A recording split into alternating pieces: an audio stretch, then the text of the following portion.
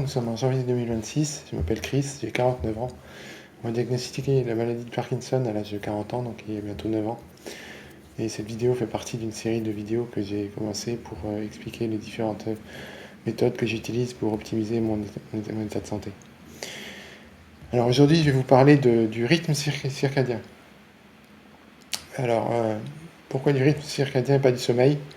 Parce que je pensais au début, comme beaucoup j'imagine, que mon état neurologique allait être principalement impacté par la qualité de mon sommeil la nuit.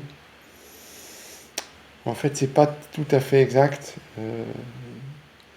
Il y a du vrai évidemment, mais au-delà de ça, il faut aussi être bien calé sur son rythme circadien. Et pour être honnête, je pensais que j'y arriverais jamais, parce que j'ai toujours été couche tard, et je disais même pour rigoler, mais il y avait un fond de vrai, un gros fond de vrai. J'avais jamais rien produit de ma vie d'efficace avant 17 heures. Donc ça a été un gros chemin pour moi. Je pensais que c'était inscrit dans mes gènes, qu'on pouvait rien y faire. Et en fait, je suis parvenu à devenir du matin.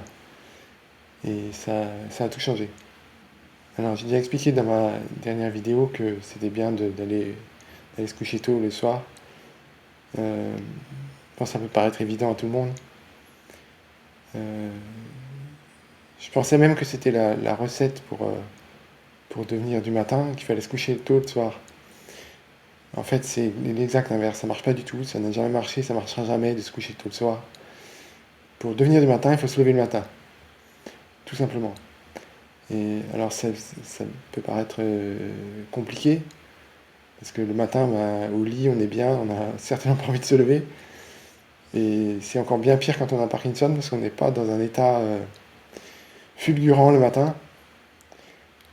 Autant la semaine, quand il y a le boulot, les enfants amenés à l'école, on arrive à se motiver, et le week-end, on n'y arrive plus.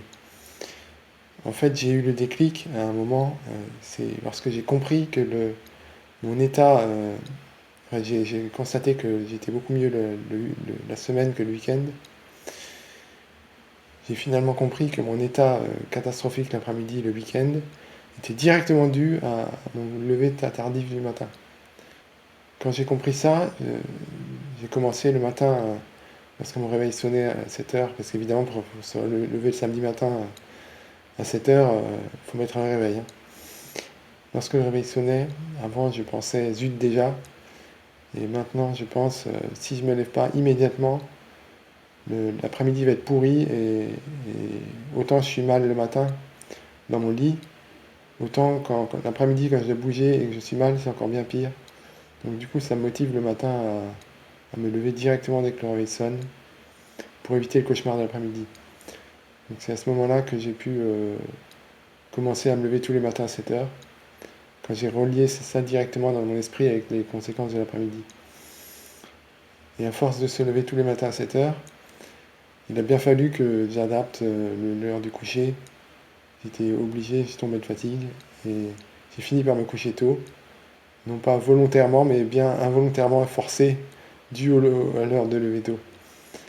Et au bout de 2 semaines de ce traitement, 2 semaines de lever tôt, coucher tôt, j'étais plus le même homme. Et j'ai compris que la production de dopamine était directement liée au cycle circadien. Le terme de cycle circadien est trompeur, parce qu'un cycle, on pense tout de suite au cercle.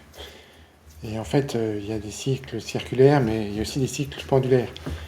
Et le cycle circadien, c'est plutôt un cycle pendulaire. C'est-à-dire on récupère dans la nuit ce qu'on a perdu dans la journée. Et un cycle circulaire, il peut commencer et finir n'importe où. Et on peut pousser à n'importe quel moment si on veut accélérer les choses. Alors qu'un cycle pendulaire n'a qu'un seul début, une seule fin, et il faut l'entretenir à un moment précis. Alors le cycle circadien, il dure 24 heures, et en fait il est endogène, c'est-à-dire il vient pas des conditions externes, il est propre au corps humain, et il ne peut pas être changé du jour au lendemain. On en a tous fait l'expérience du changement d'heure par exemple. C'est compliqué de se décaler d'une heure complète, on peut être décalé de quelques minutes, ce qui correspond d'ailleurs par chance au changement de durée du jour quotidien. Donc on peut le changer de quelques minutes par jour, mais pas plus. Et idéalement, le plus simple, c'est de ne pas le changer. Si vous vous levez tous les jours à la même heure, parce que votre corps est prêt à produire la dopamine, et si vous lui fournissez la L2PA au bon moment, la production sera optimale. Après l'heure, c'est plus l'heure. Si vous ratez le matin, vous ne pourrez plus le rattraper l'après-midi. Vous pourrez prendre autant de L2PA que vous voudrez, la machine n'a pas été amorcée le matin, et ça fonctionnera très très mal. Donc dès le matin, je prends une forte dose de L2PA. Et pour stimuler encore plus la production de dopamine, je pars marcher une demi-heure à rythme rapide le matin, le plus tôt possible. Je préfère courir que marcher, c'est possible. En fait, il faut voir ça comme une balançoire, parce que vous poussez votre enfant, si vous poussez dès le début du mouvement bien fort, tout ira très bien. Si vous poussez un petit peu trop tôt ou un petit peu trop tard, ou pas la bonne dose, ça ne fonctionnera pas, voire ça ralentira le mouvement. Il faut pousser de la même façon au même moment.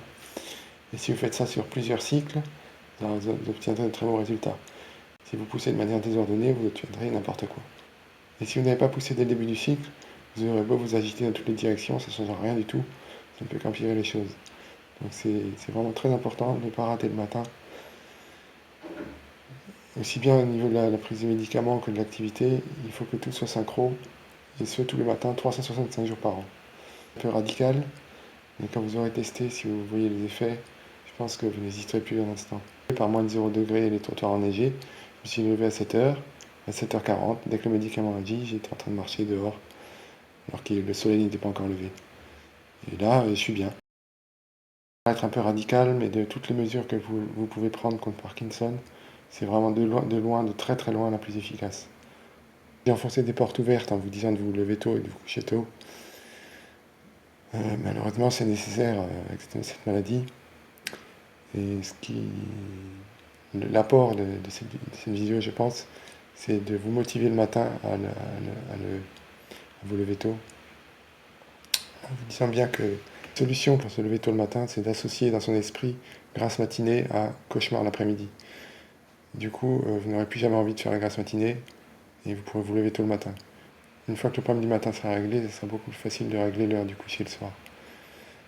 Merci d'avoir tenu jusque-là. Si vous avez apprécié la vidéo, n'hésitez pas à vous abonner ou à liker la vidéo. A bientôt pour une prochaine vidéo qui portera peut-être sur le sommeil.